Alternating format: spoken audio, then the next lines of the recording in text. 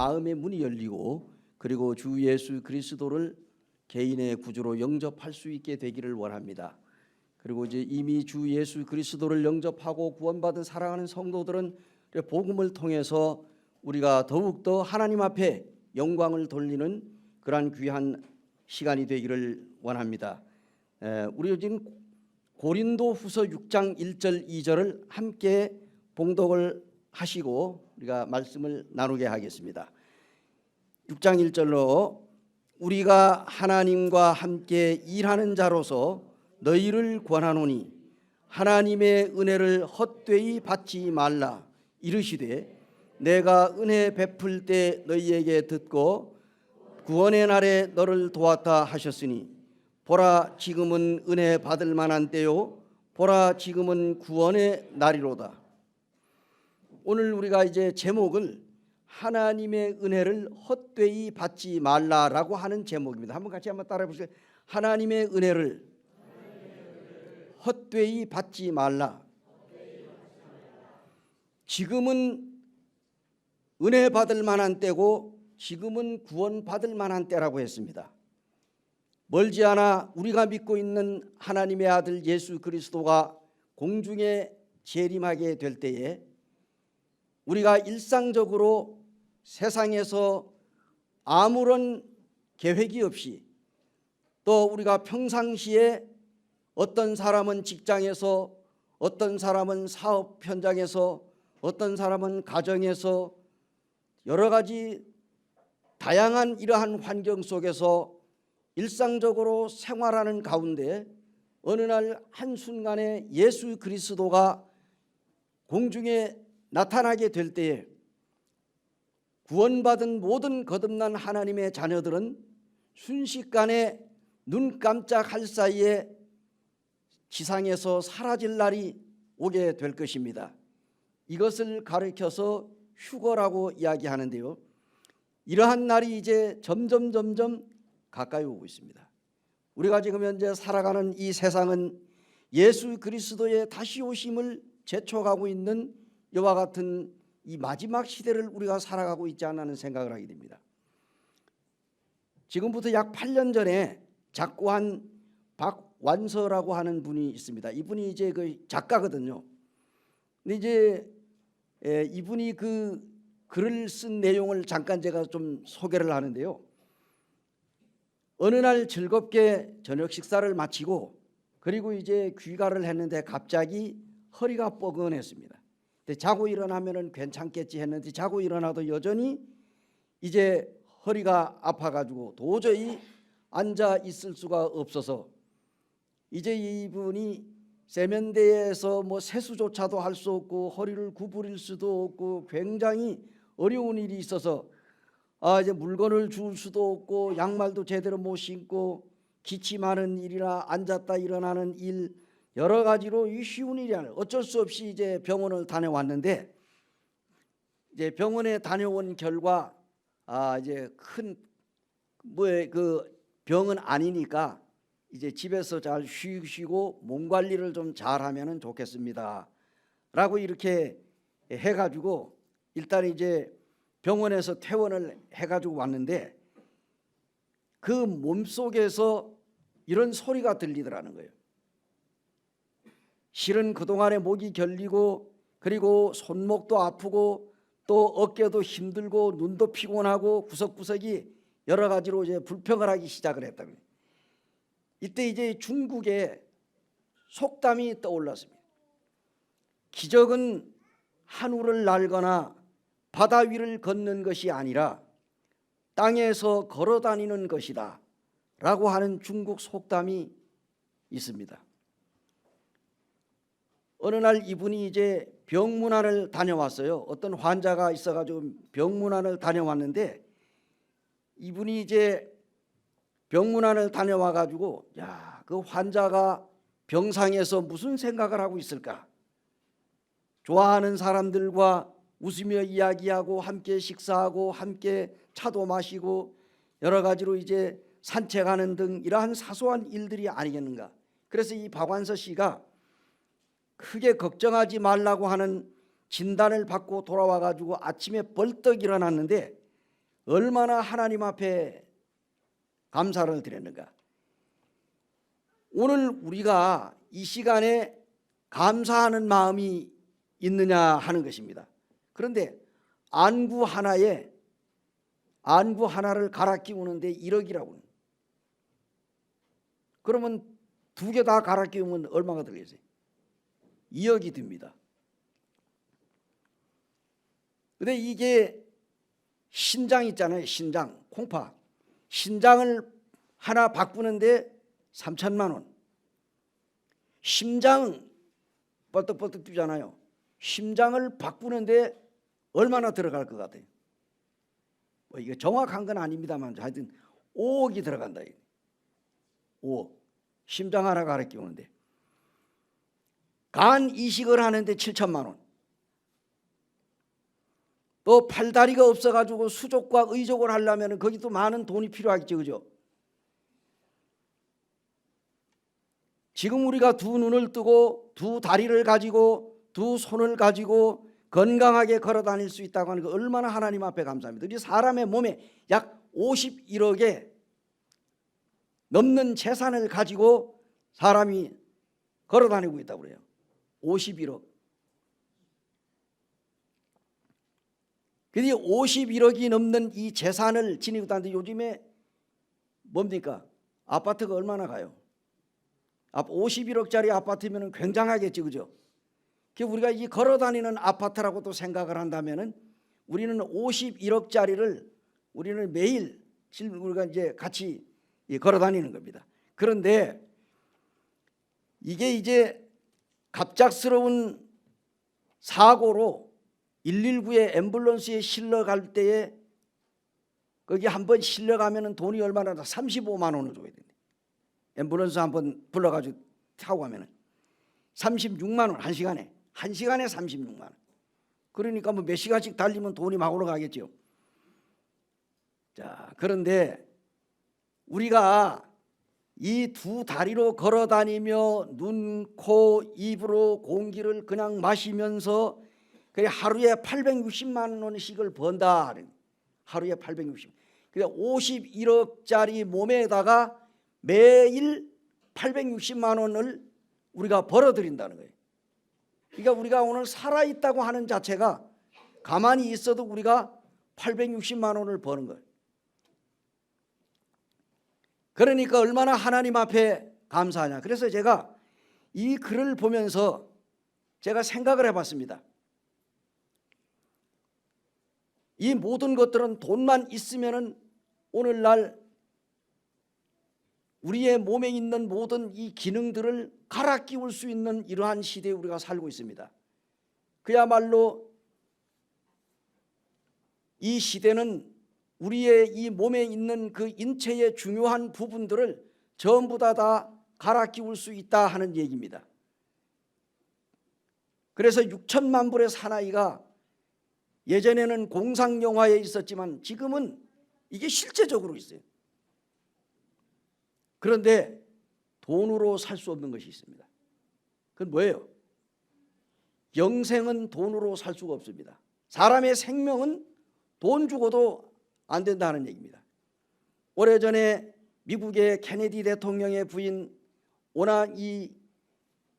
제클린이라고 하는 이 여사가 오나시스라고 하는 세계의 선박 여왕이라고 볼 수 있는데 이 전 세계 갑부였던 오나시스하고 재혼을 했어요. 그래서 이제 이 오나시스는 바로 이 케네디 대통령 부인 제클린 여사와 결혼하면은 모든 것이 행복할 것이라고 했는데 이게 죽을 병이 걸린 거예요. 오나시스가. 그래서 병상에서 죽기 전에 그 주치의에게 말하기를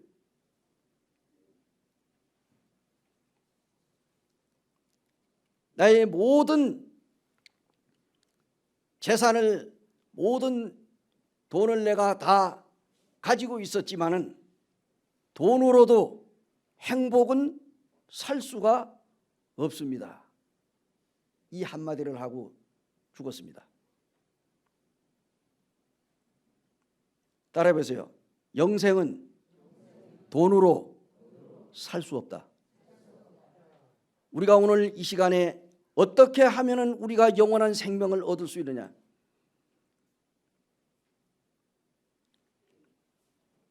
오늘 그래서 제가 이 시간에 하나님의 은혜를 헛되이 받지 말라. 우리가 아침에 일어나 가지고 공기를 마시고 숨을 쉬며 우리가 움직이고 먹고 마시고 우리가 활동하고 걸어다니고 지금 예배당까지 와서 예배를 드리고 하나님을 찬양하고 오늘 이렇게 하나님의 말씀을 들을 수 있다고 하는 이 자체 하나만으로도 얼마나 우리가 하나님 앞에 감사합니까? 이것이 얼마나 하나님의 크신 은혜입니까? 그래서 우리 오늘 이 시간에는 하나님의 은혜를 헛되이 받지 말라 하는 제목을 가지고 제가 말씀을 나누기를 원합니다. 하나님은 인간을 만드신 창조자임을 기억해야 할 것입니다. 우리가 전도서 12장 1절과 2절을 한번 보시겠습니다. 구약성경 전도서 12장 1절 2절입니다.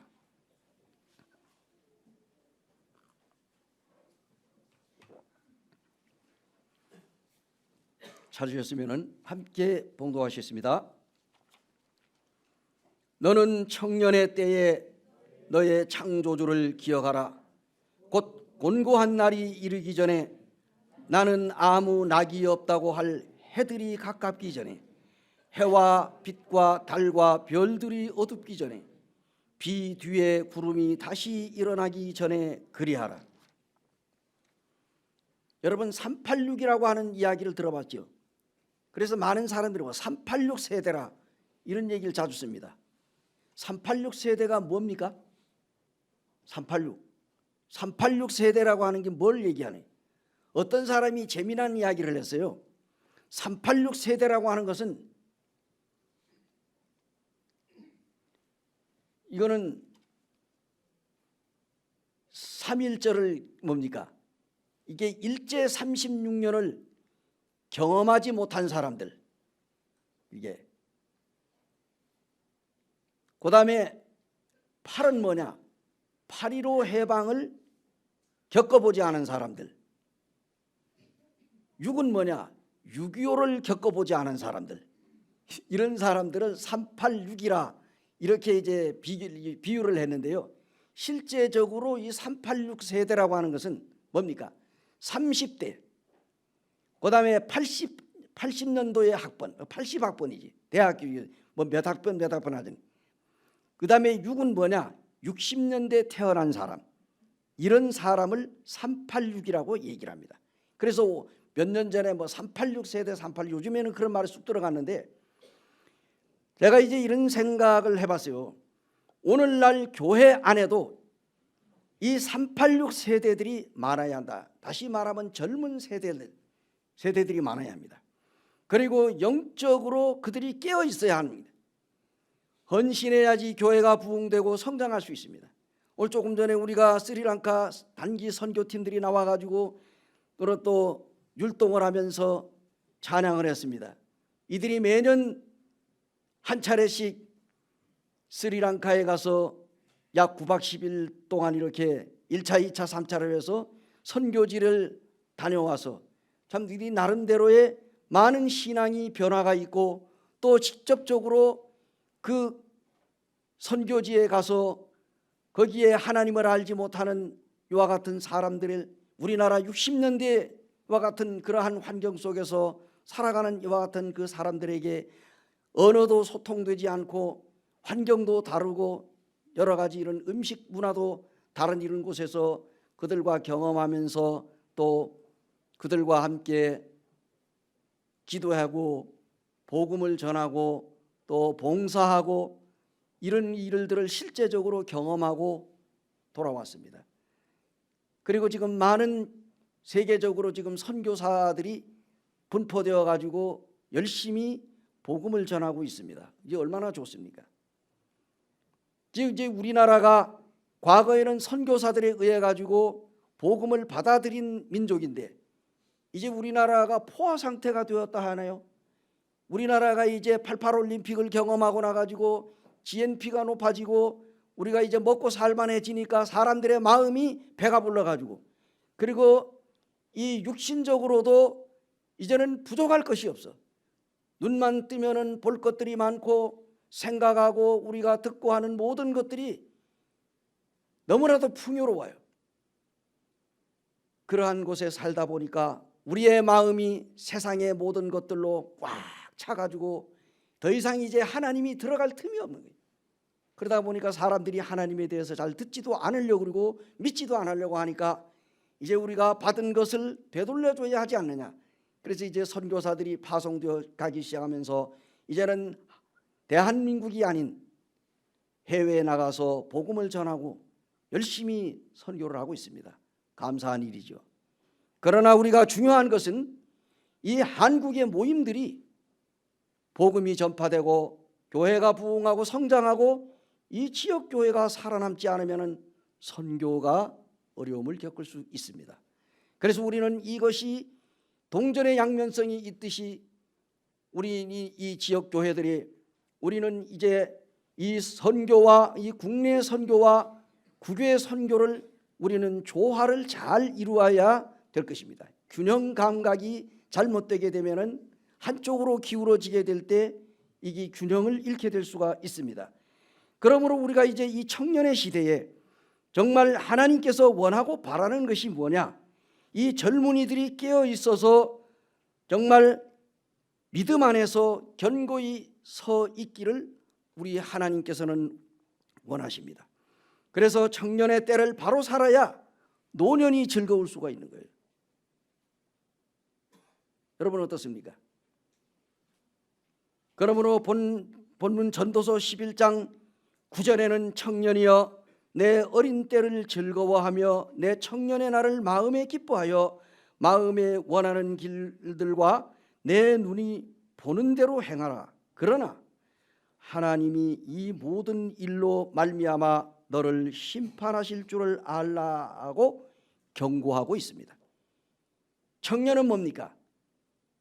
결혼하지 않은 20대 30대를 청년이라고 생각할 수가 있습니다만 여기에 나온 이 청년들은 아마도 우리의 젊은 날들을 지금 이 젊은 이 20, 30대는 말할 것도 없고 지금 우리 모든 젊은 세대들을 통틀어서 성경은 청년들이라고 이야기하고 있습니다. 언뜻 보기에는 이 말씀을 보면은 젊었을 때의 마음대로 살아도 된다라고 하는 이러한 오해를 가질 수도 있습니다. 왜? 성경에 보니까 내 청년의 날에 즐거워하고 내 청년의 때에 눈에 보이는 대로 행하라 이렇게 하니까 이게 청년의 때 우리가 먹고 마시고 즐겁게 놀으라는 뜻인가 보다 라고 오해하는 사람은 그렇게 많지 않습니다. 특별히 우리가 믿음 안에 있는 성도들은 뭡니까?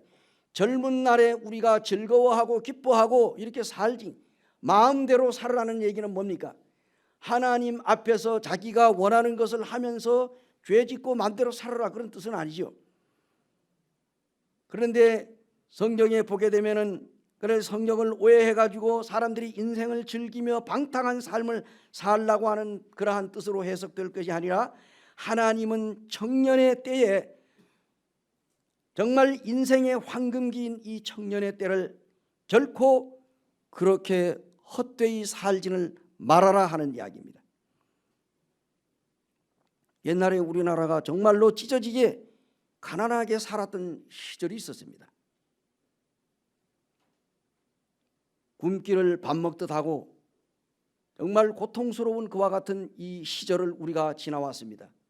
그래서 지금 우리나라도 이제는 얻어먹는 이러한 거지들도 보리밥 먹는 거지들이 없습니다.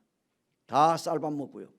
시시하게 여기고 지금 이제 이 시대가 너무나도 음식이 차고 넘쳐가지고 지금 옛날에는 못 먹어서 죽었는데 지금은 너무 잘 먹어서 죽습니다.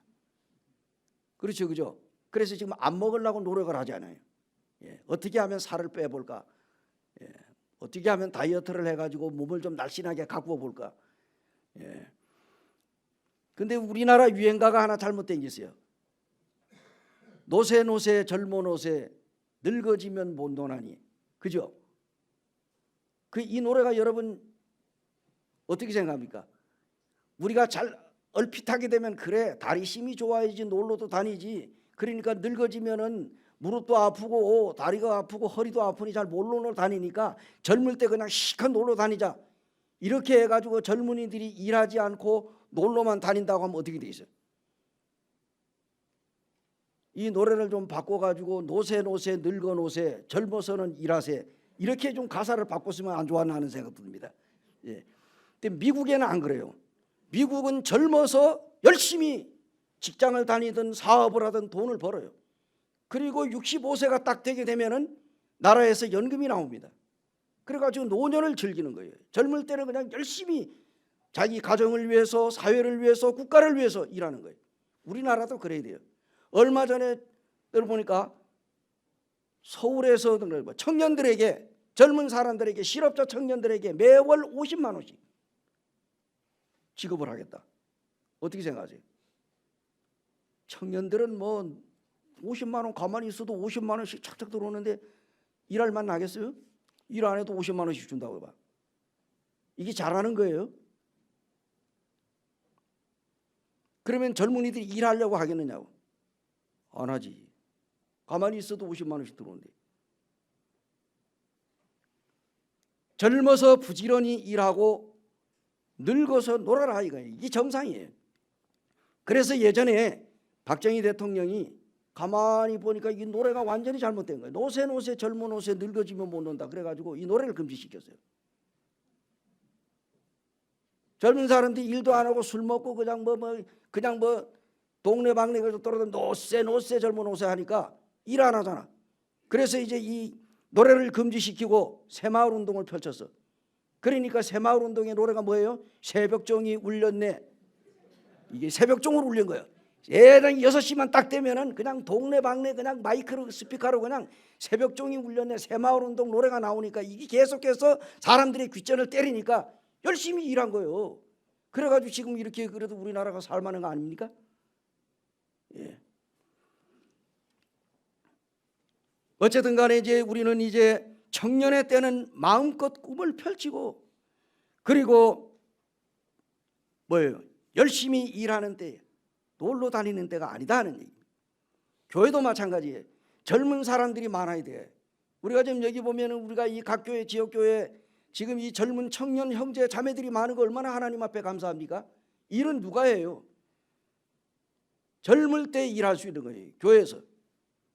교회에 저녁 집회 나오는 것도 뭡니까? 60만 넘어가 봐요. 잘 나와요 안 나와요? 아이고 난 나이도 많은데 뭐 아이고 뭐 기도 집회도 한번 빠져보고 수요일도 빠지고 아이고 주일날만 나가는 것마다 버겁고 그러다 보니 어떻게 돼? 말이 맞지요. 그래서 중요한 거는 뭐냐 하면은 우리가 젊었을 때 열심히 주님을 섬기는 거예요.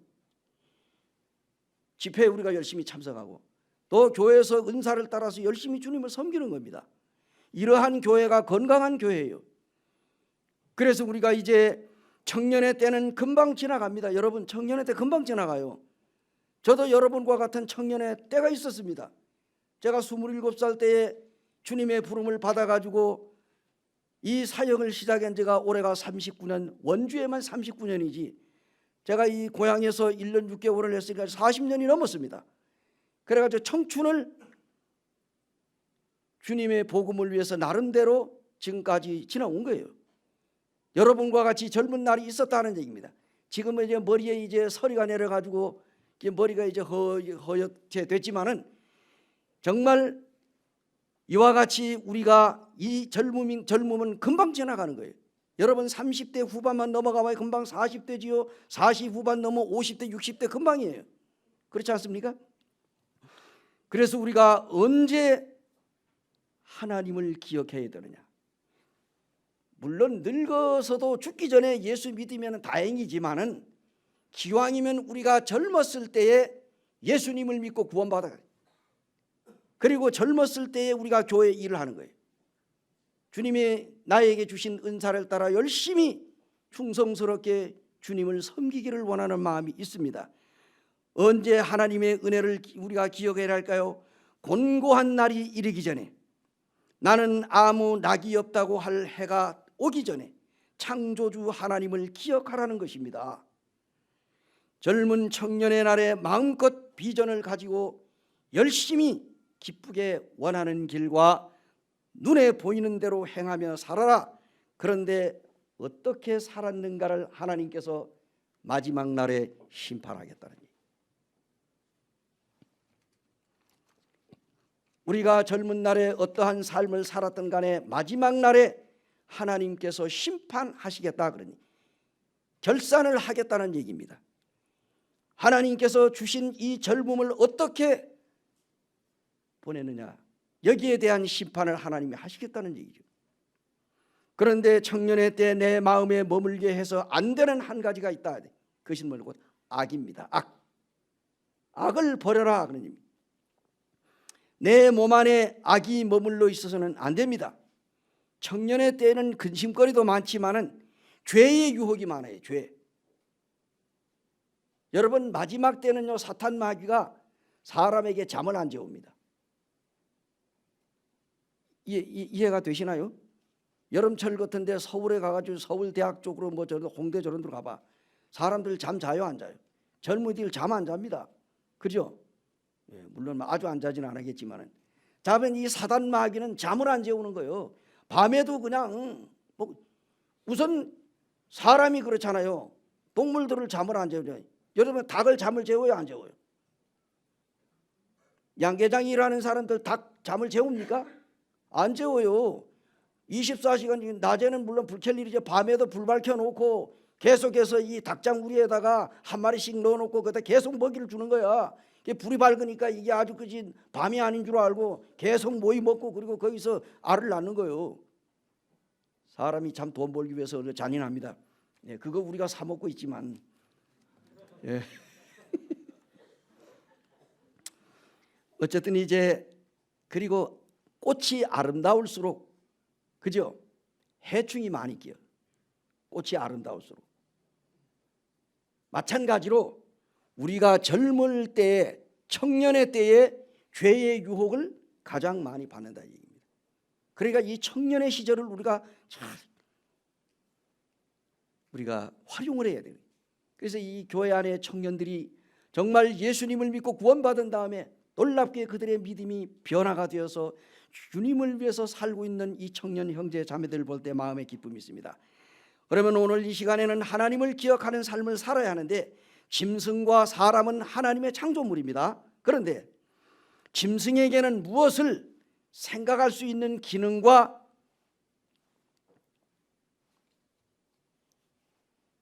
능력을 주지 않았어요, 하나님께서. 근데 사람에게는 하나님께서 생각할 수 있는 능력과 기능을 주셨다 얘기입니다.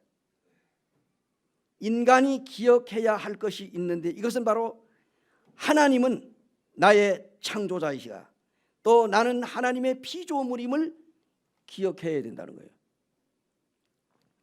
하나님께서 우리에게 기억하라고 한 이 이유 중에 하나가 뭐냐? 창조자 하나님을 기억하라. 다시 말하면 하나님께서 살아 계심에 대하여 우리가 믿어야 한다 그런 말입니다. 그래서 하나님을 기억할 수만 있으면 지금 빨리 기억하는 게 좋아요. 늙어가지고 뇌가 늙어지고 몸이 늙어지고 마음이 늙어져서 그때 하나님을 기억하려면 힘드니까 젊은 날에 하나님을 기억함이 좋다. 기억력이 없어지기 전에 하나님을 기억하는 것이 좋습니다. 오늘 젊었다고, 건강하다고, 아직은 시간이 있다고 하나님을 믿는 것을 연장하지 말고, 오늘 이 시간에 하나님의 말씀을 들으며 내가 기왕에 오늘 이 자리에 참석을 했으니까 도대체 하나님이 어떤 분이냐, 정말 하나님이 살아계시느냐, 확실하게 하나님을 믿고 기억하는 것이 좋으리라고 생각합니다. 또 우리가 기억해야 할 것이 있습니다. 인간은 하나님을 떠난 죄인임을 기억해야 됩니다. 인간은 하나님을 떠난 죄인입니다. 우리 이사야 1장 2절에서 4절을 한번 읽어보시겠습니다. 구약성경.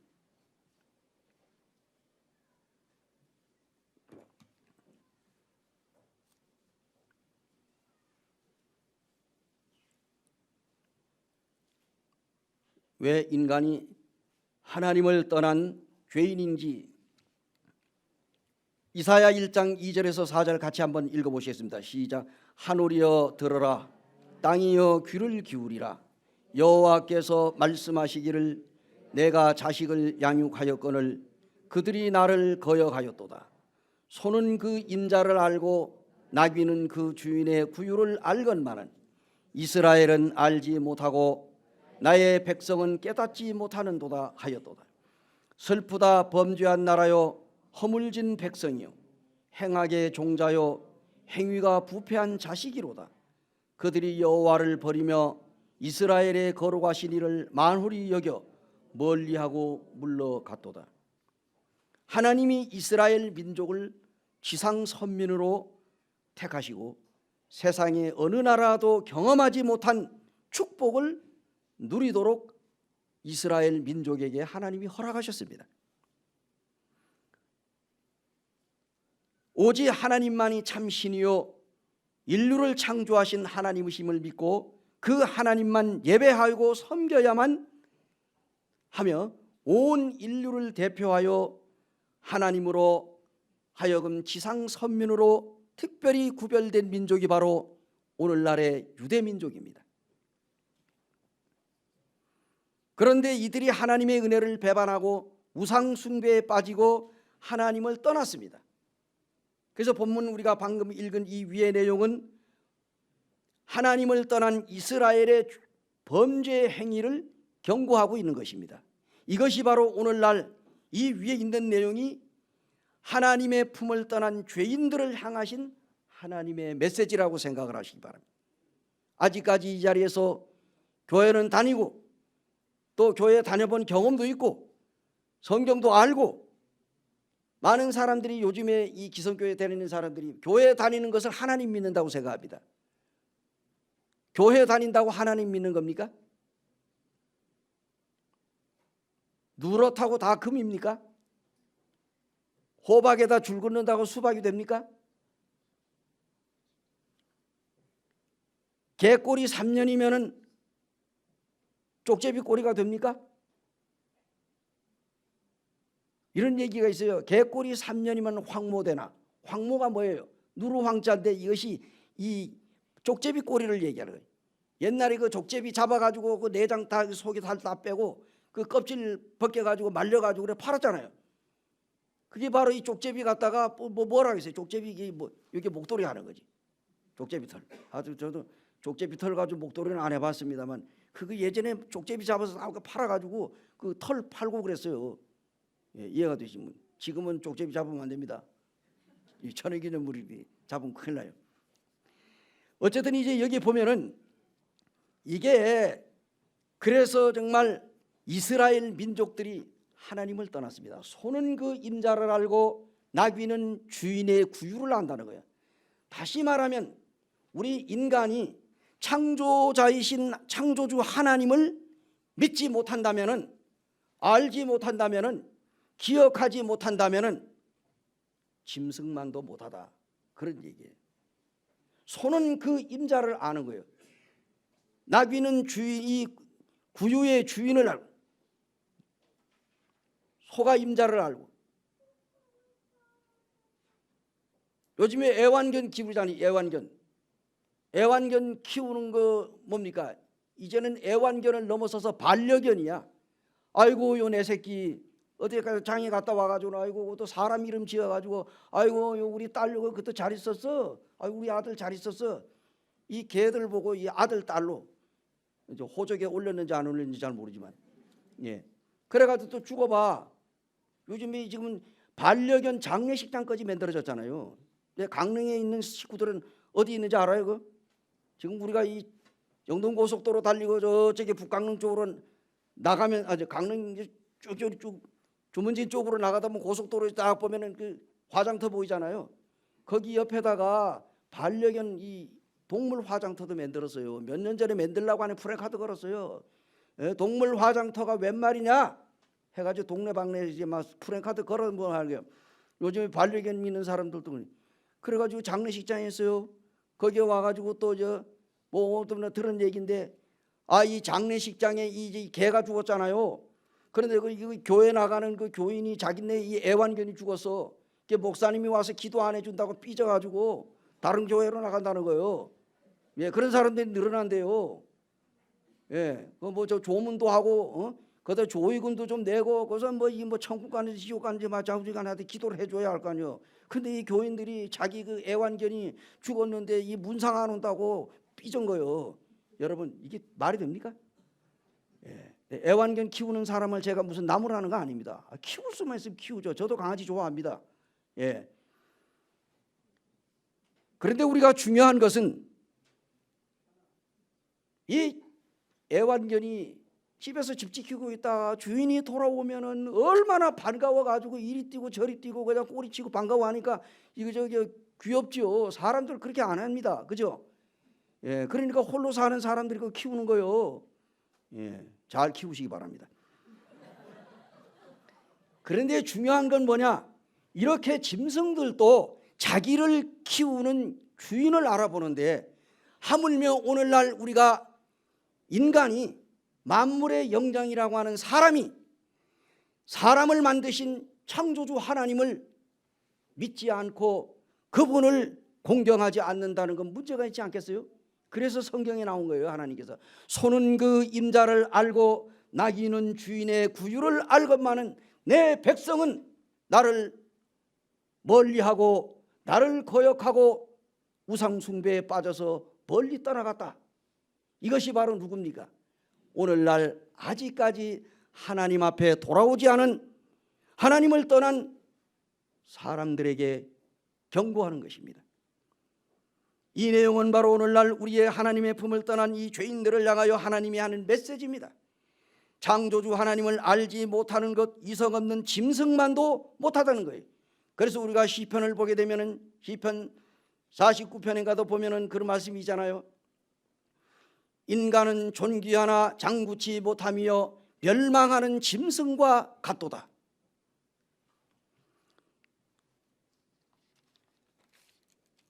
하나님은 어떤 분입니까? 하나님은 너희가 알지 못하였느냐, 너희가 듣지 못하였느냐, 태초부터 너희에게 전하지 아니하였느냐, 땅의 기초가 창조될 때부터 너희가 깨닫지 못하였느냐. 이사야 40장 21절에 이런 말씀이 있습니다.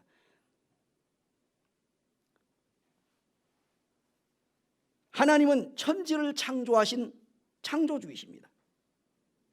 이사야 40장 26절에 보니까 너희는 눈을 높이 들어 누가 이 모든 것을 창조하였나 보라. 주께서는 수요대로 만상을 이끌어내시고 그들이 모든 이름을 부르시나니 그의 권세가 크고 그 능력이 강함으로 하나도 빠짐이 없도다. 하나님은 우주의 삼라만상을 지으신 창조자입니다. 이 세상의 모든 물건을 만든 주인이 있습니다. 어느 물건 하나라도 저절로 생긴 것이 없어요. 그렇지 않습니까? 제가 가끔 그런 얘기를 해요. 최초에 누가 미싱을 만들었느냐? 미싱을 만든 사람이 누구예요? 한참 생각하려면 또 날이 셀 수도 있으니까 제가 그냥 얘기해요. 싱거라고 하는 사람입니다. 싱거. 그래서 인류 최초에 만들어진 재봉틀이 싱거예요. 싱거. 싱거라고 하는 사람이 자기의 이름을 따가지고 싱거라고 하는 재봉틀이 나왔고, 우리나라에 브라더 미싱이라고 하는 미싱이 있었어요. 브라더 미싱. 들어본 적이 있는지 모르겠네. 예전에 우리가 그 사가지고 있었거든. 시골에서 발로 브라더 미싱이야. 하여튼 좌우지간 이제 이 세상의 모든 물건을 만든 주인이 있다고 없다고요? 있어요. 더 나아가서 나를 낳아주시고 길러주신 부모가 있어요 없어요? 있습니다. 이 세상에 저절로 생겨난 물건은 아무것도 없습니다. 우주 만물을 창조하신 바로 이 창조자가 다름 아닌 인간의 눈에 보이지 않는 하나님입니다. 왜 하나님이 보이지 않습니까? 하나님이 없기 때문에. 천만의 말씀. 우리 인간의 육신의 눈을 가지고는 영으로 계시는 하나님을 볼 수가 없습니다. 자, 그래서 우리가 이제 오늘 이 시간에 알아야 될 것이 무엇입니까? 바로 이 삼라만상을 지으신 창조자 하나님은 인간을 만드신 인간의 주인. 그래서 우리가 사람을 최소한 사람을 누가 만들었느냐? 근데 그 정도는 우리가 알고 있어야지. 우리가 이 부모를 효도하지 않으면 뭐라고 그래요? 불효자식이라고. 불효자식. 부모를 공경하지 않고 부모에게 효를 행하지 않으면 불효자식이라고 합니다. 하물며 인간을 만드신 하나님을 믿지 않고 그 하나님을 공경하지 않는 사람들은 정말로 천벌을 받습니다. 하나님이 내리시는 벌을 받는다 그런 얘기예요. 내 이름으로 불려지는 모든 자 곧 내가 내 영광을 위하여 창조한 자를 오게 하라. 그를 내가 지었고 그를 내가 만들었느니라. 이사야 43장 7절에 기록이 되어 있는 내용입니다. 누가 만들었다고요? 하나님께서 나를 만드셨습니다. 하나님은 인간을 지으실 때의 목적을 가지고 지었습니다. 우리가 모든 물건을 만들 때 그 물건을 만든 사람이 목적에 걸맞게 만든 겁니다. 그렇지 않습니까? 그래서 하나님께서 왜 인간을 만들었느냐? 하나님의 영광을 위하여 만들었을 뿐만 아니라 하나님은 목적을 가지고 사람을 만들었어요. 그렇다고 하면 우리가 하나님의 영광을 위하여 사람을 만들었다 하면은 우리는 하나님 앞에 영광을 돌리는 삶을 살아야 되겠어요? 안 살아야 되겠어요? 하나님께 영광을 돌리는 삶을 살아야 됩니다. 왜? 그래야 이 우리를 만드신 그 목적에 우리가 뭡니까? 맞는 삶을 살기 위해서는 바로 하나님께서 하나님의 영광을 위하여 만들었다. 그러면 하나님께 영광을 돌려야 되는 거예요. 영광. 그렇다면 지금까지 우리가 하나님의 영광을 위하여 살았느냐 하는 것입니다. 지금까지 하나님을 떠나 마귀의 종이 되어가지고 죄 가운데 살아가는 사람들이 얼마나 많습니까? 그러므로 인간은 하나님을 떠난 죄인임을 알아야 합니다. 가장 무서운 죄가 무슨 죄예요?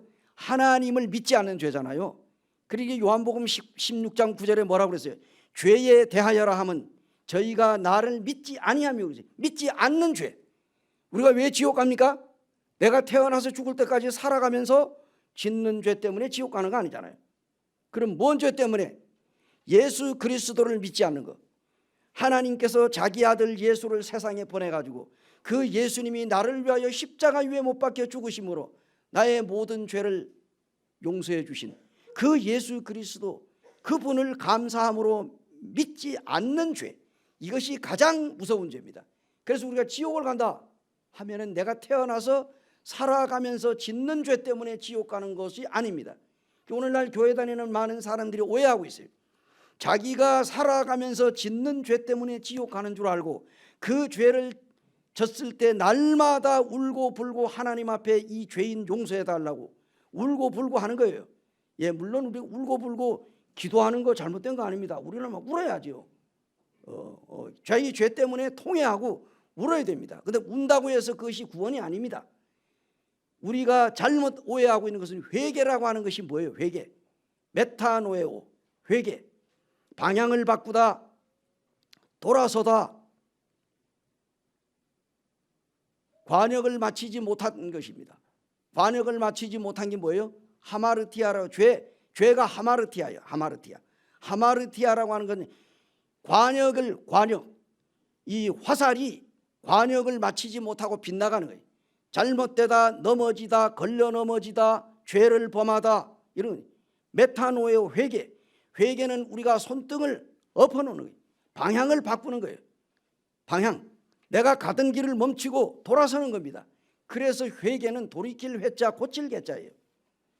회개, 자기의 마음을 고쳐먹고 하나님께로 돌아오는 거예요. 이걸 회개라고. 날마다 개인범에 다람쥐 쳇바퀴 돌듯이 죄짓고 빌고 죄짓고 빌고 죄짓고 빌고 하다가 죽으면 어디가? 지옥 가는 거예요. 그래서 오늘날 교회에서 잘못 가르치는 것이 뭐냐? 회개를 그런 식으로 가르치는. 그러나 진정한 회개는 성경에서 자기의 죄를 인정하고 그 죄에서 돌아서는 거예요. 제가 이제 이 주보에다가 존 뉴턴의 제가 이 간증을 여기다가 실었습니다.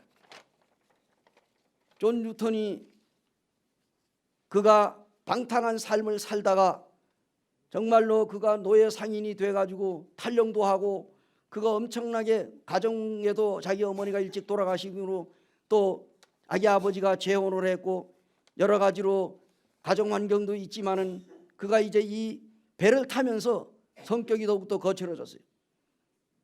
그런 가운데서 이 뉴턴이 어느 날 하나님께서 그의 마음에 역사하셔 그가 하나님의 말씀을 믿음으로 말미 그가 누가복음 15장에 나오는 탕자의 비유를 읽으면서 그의 마음이 녹아져 내렸습니다. 자기가 바로 탕자가 다름 아닌 자기가 탕자라는 사실을 깨닫고 그가 하나님의 품으로 돌아옴으로 놀라운 변화가 일어났습니다. 사랑하는 여러분, 아직까지 우리가 주님을 믿지 않으신 분이 있습니까? 정말 하나님께서 우리에게 행하신 일이 얼마나 놀라운 일입니까? 우리의 인생을 창조한 하나님 앞에 겸손하게 무릎을 꿇고 지금까지 하나님 없는 인생을 살아왔다 하더라도 이제 이 시간에 나는 하나님의 품을 떠난 죄인이라는 사실을 알아야 돼요. 죄인이라는 사실을 알아야 됩니다.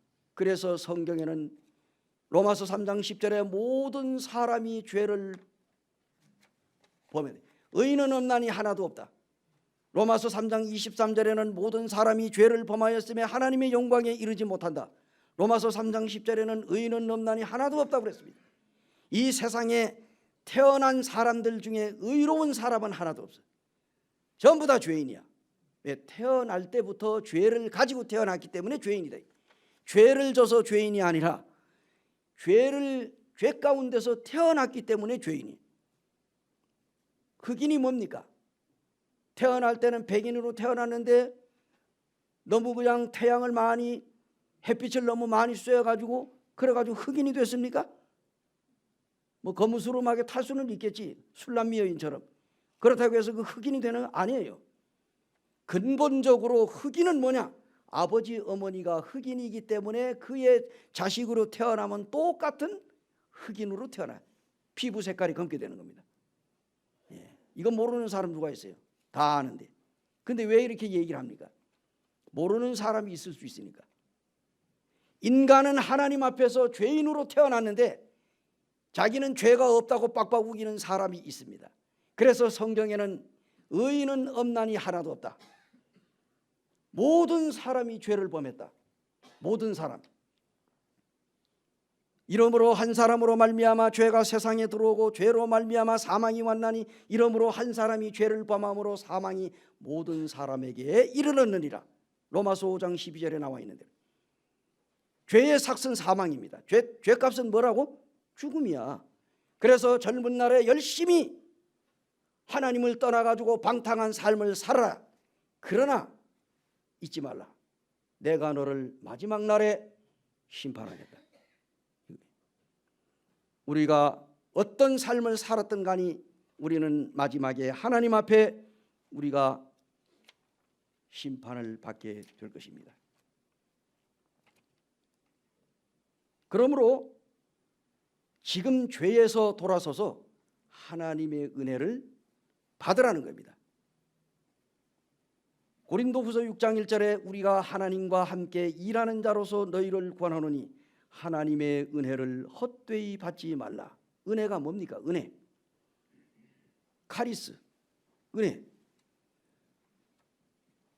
은혜는 하나님께서 우리에게 은혜를 베풀었다. 이것은 뭡니까? 우리가 지금 하나님 앞에서 용서받을 수 없는 죄인입니다. 하나님 앞에 우리는 원수입니다.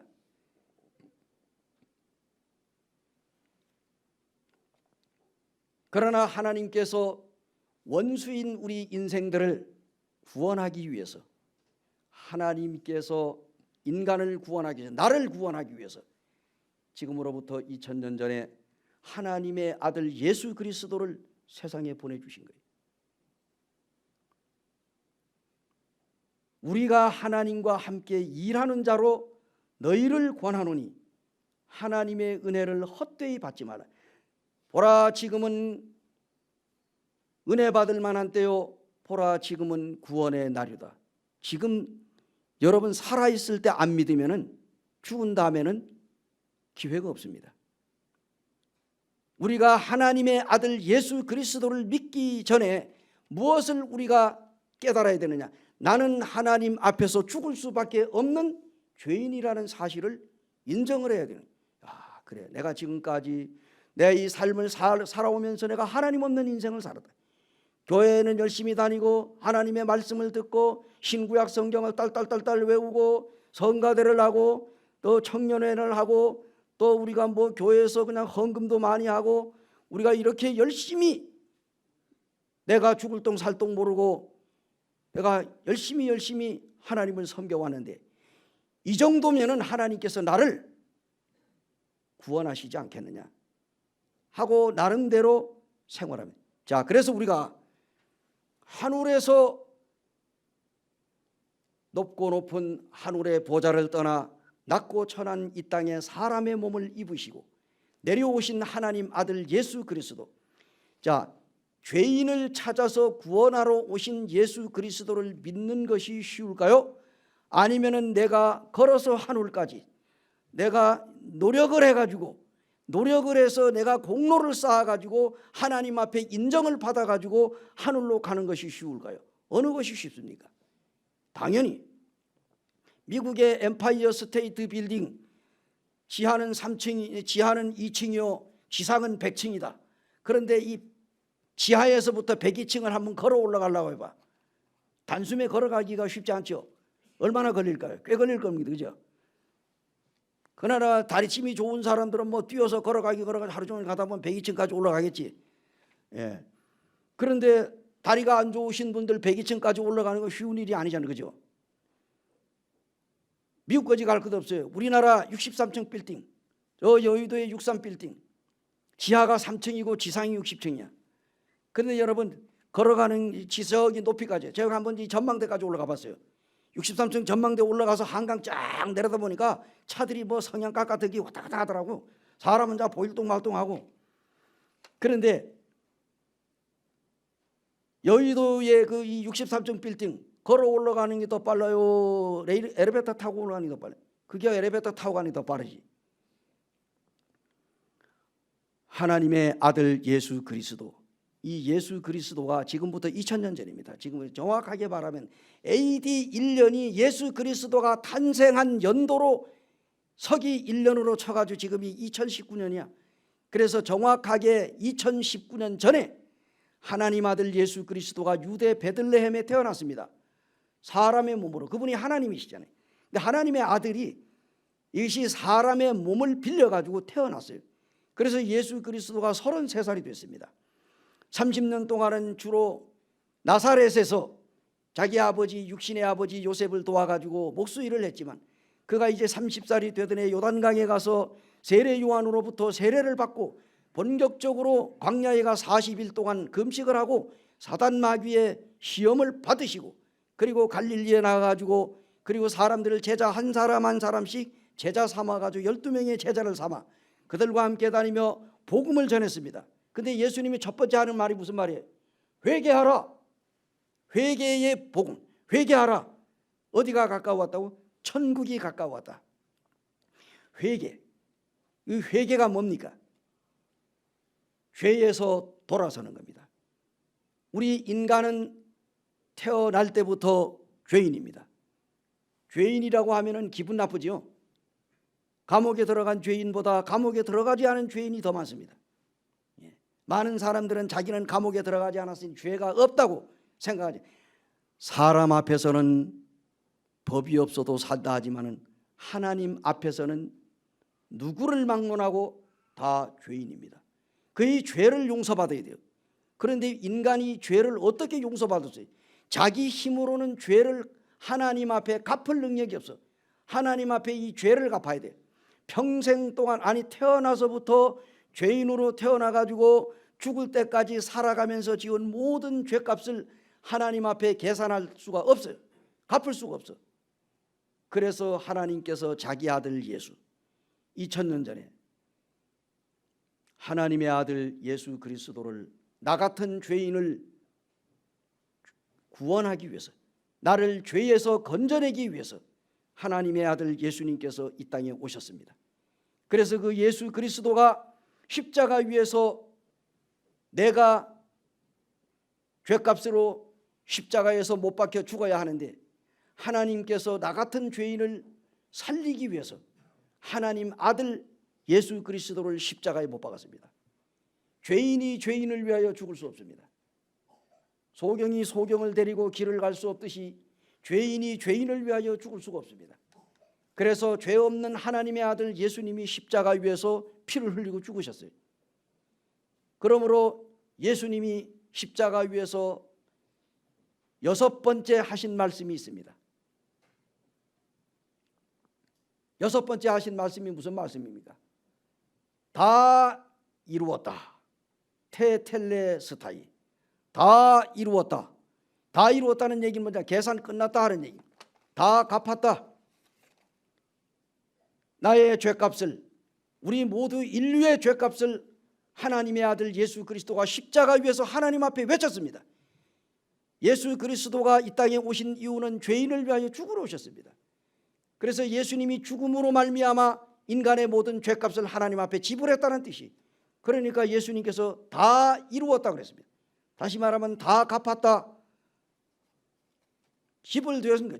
다 지불되었다는 얘기입니다. 테텔레스타이. 다 이루었다. 이 모든 율법을 다 이루고 그리고 모든 성경에 기록된 모든 것들을 예수님께서 다 완성했다는 얘기입니다. 그리고 그분이 십자가 위에서 피 흘리고 죽으셨는데 죽음으로 끝났다고 하면 우리는 그 예수를 믿을 필요가 없습니다.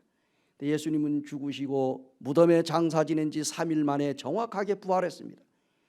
그래서 예수님께서 120명이 보는 가운데서 예수님이 이스라엘 동편 감람산 바로 올리브산에서 주님이 승천하셨습니다.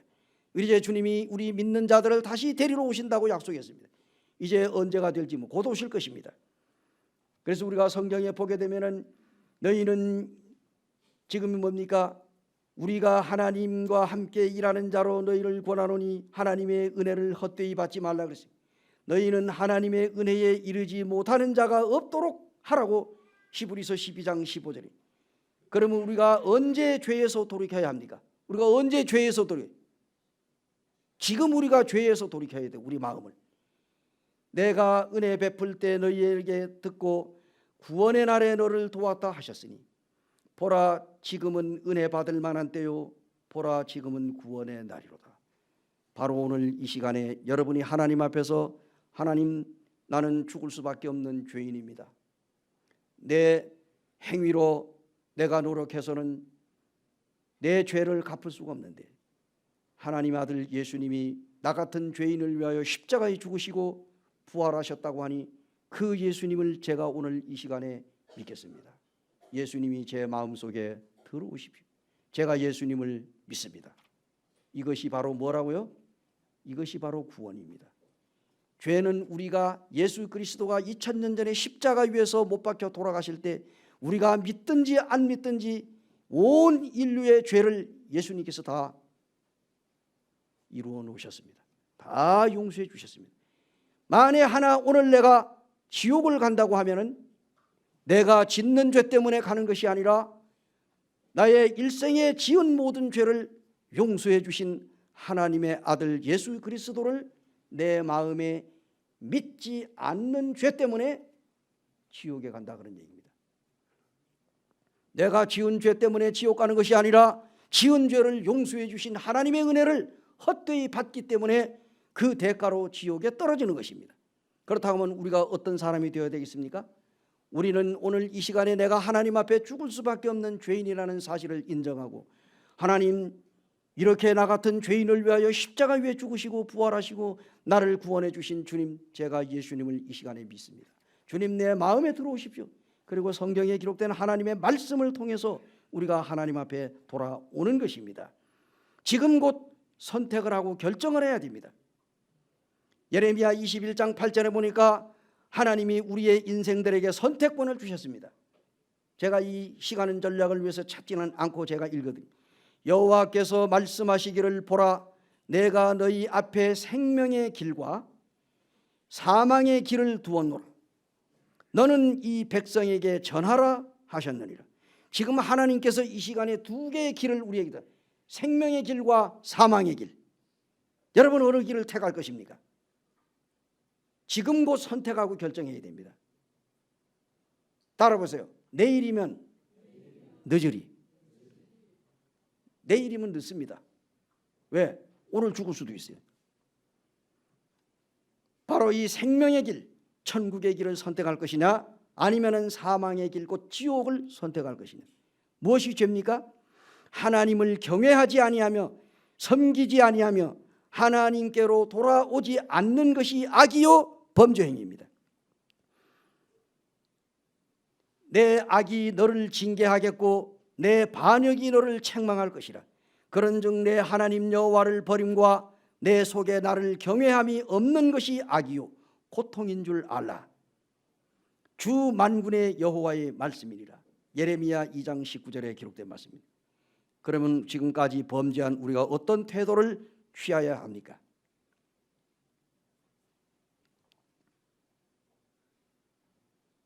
우리는 이 시간에 회개하고 하나님 앞에 돌아오기를 원합니다.